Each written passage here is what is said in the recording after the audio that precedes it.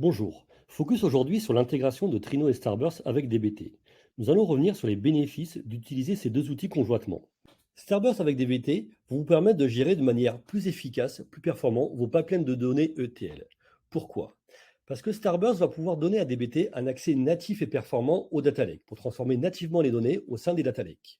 On va également simplifier les pipelines ETL avec une cinquantaine de connecteurs qui vont vous permettre depuis DBT de simplement transformer la donnée là où elle se trouve, dans n'importe quelle source de données.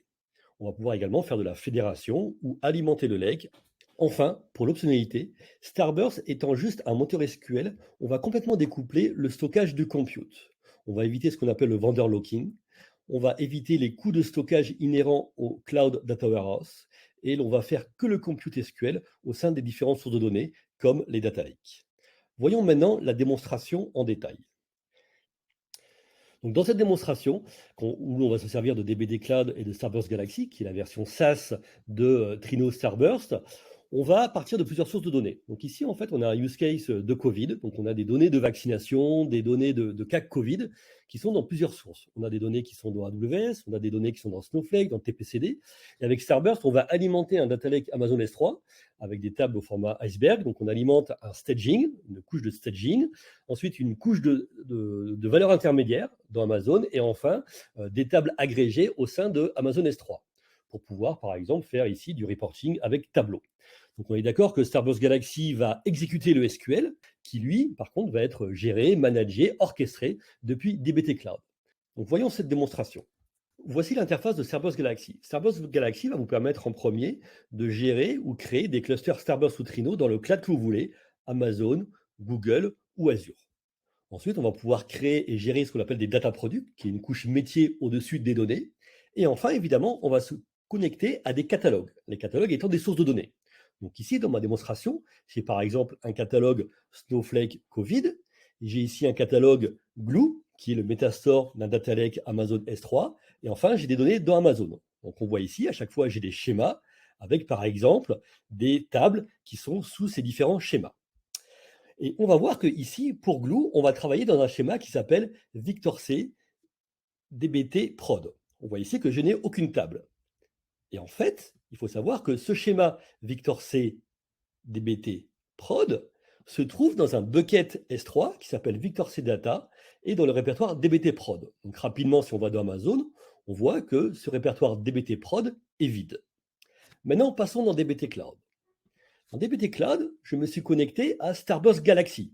On voit ici l'URL de Starburst Galaxy avec le port. Ensuite, j'ai défini plusieurs environnements de travail. Un environnement de développement, de production. Allons voir l'environnement de production dans lequel j'ai fait mes jobs. On va aller voir le setting de la production. Je suis bien ici connecté avec un utilisateur qui s'appelle Victor Coussenoble. Je vais faire mes transformations et alimenter un catalogue qui s'appelle Glue, donc mon catalogue Glue, et mon schéma Victor underscore DBT prod. Donc maintenant, si je reviens à ma production, j'ai plusieurs types de jobs. Ici, je vais alimenter mon data lake avec le job build. Donc je vais vous montrer ce qui se passe dans DBT, mais en attendant, je vais faire tourner ce job avec les tables. Donc c'est parti pour l'exécution. En attendant, allons voir le projet dans DBT Cloud. Donc là, c'est mon projet qui s'appelle DBT Galaxy Victor C. On peut voir exactement ce que fait ce projet. On voit ici le lineage, on voit qu'on a des données qui viennent de Amazon, de Snowflake, de TPC, qui sont chargées dans des couches de staging intermédiaires pour alimenter des couches d'agrégation. On peut voir ici les différents modèles qui me permettent de transformer la donnée en SQL. Et enfin, les sources de données. On voit qu'on a une source de données qui s'appelle AWS qui se connecte à un catalogue ou database AWS Covid dans Starburst, et pareil Snowflake, qui se connecte à mon catalogue qui s'appelle Snowflake Covid dans Starburst.